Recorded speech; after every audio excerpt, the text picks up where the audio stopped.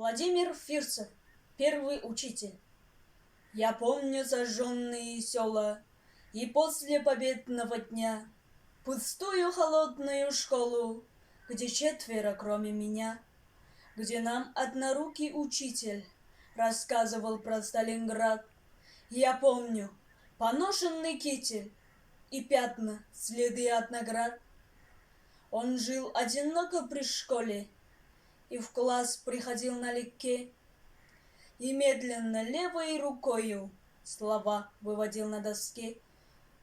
Мелок под рукою крошился, учитель не мог нам сказать, что заново с нами учился умению ровно писать. Ему мы во всем подражали, таков был ребячий закон. И пусть мы неровно писали, зато мы писали, как он. Зато из рассказов недлинных под шорох осенней листвы мы знали про взятие Берлина и про оборону Москвы. Дымок от землянок лучился жестокой печалью земли. Любите, ребята, отчизну, ее мы в бою сберегли. И слово заветное это я множество раз выводил, и столько душевного света звучание его находил.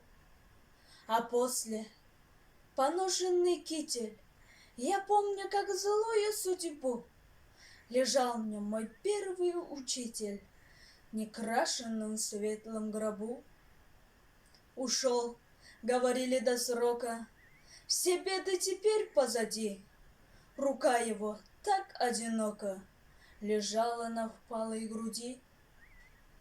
Могилу землей закидали, и женщины тихо рыдали.